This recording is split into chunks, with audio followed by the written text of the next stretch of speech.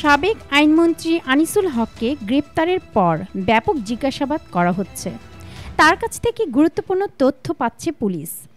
রাজধানীর Minto road Dhaka মহানগর গোয়েন্দা ডিবি পুলিশ কার্যালয়ে 10 দিনের রিমান্ডে আছেন তিনি।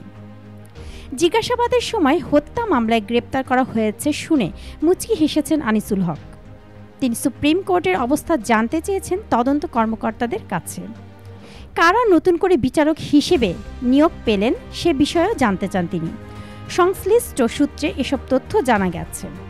সূত্র জানায়, সাবেক আইনমন্ত্রী আনিসুল হক জিজ্ঞাসাবাদে একেবারেই স্বাভাবিক ছিলেন। তিনি পুলিশের কোনো প্রশ্নেরই উত্তর দেননি। প্রশ্ন করা হলে শুধু হাসেন। শুক্রবার 16 আগস্ট ছিল তাদের রিমান্ডের তৃতীয় দিন। তাদের ইন্ধনের দোকান কর্মচারী শাহজাহান আলীকে হত্যা করা হয়েছে এমন অভিযোগে গ্রেপ্তার করা হলেও সার্বিক বিষয় নিয়ে দফায় দফায় জিজ্ঞাসাবাদ করা হচ্ছে। গ্রেপ্তার সালমান এফ রহমানের বিরুদ্ধে শেয়ার বাজার কারসাজি সহ কোটি কোটি টাকা আত্মসাতের অভিযোগ রয়েছে। দরবেশ হিসেবে বহুল পরিচিত সালমান এফ রহমানের শেয়ার বাজার কারসাজিতে নিঃস্ব হয়ে অনেকে আত্মহননের পথ বেছে নেন। এসব বিষয় নিয়েও তাকে জিজ্ঞাসাবাদ করা হচ্ছে।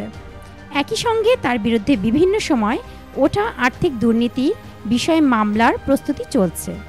এছাড়া কোটা সংস্কার আন্দোলন দমাতে নির্বিচারে গুলি চালিয়ে ছাত্র জনতাকে হত্যার নীল নকশার পেছনে সরকার ও আইন শৃঙ্খলা বাহিনীর কারা কারা জড়িত ছিল সে বিষয়ে প্রশ্ন করা হচ্ছে সাবেক আইনমন্ত্রী আনিসুল হককে।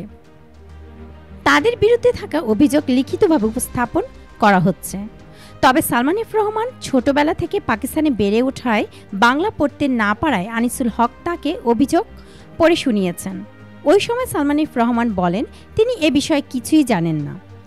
গ্রেপ্তার সালমান ও আনিসুলকে ডিবির তত্ত্বাবধানে জিজ্ঞাসাবাদ করা হলেও এ বিষয়ে মুখ খুলতে রাজি হননি ডিএমপির ঢাকা মেট্রোপলিটন পুলিশ অতিরিক্ত কমিশনার ডিবি মহা আশরাফুজ্জামান। তিনি বলেন, এ বিষয়ে আমার কোনো বক্তব্য নেই। যদি কিছু থাকে আমার যেটা বলার আপনাদের আমি দাওয়াত দিয়ে বলবো। দর্শক, আপনাদের মূল্যবান মতামতটি আমাদের কমেন্ট বক্সে জানিয়ে দিবেন। ধন্যবাদ।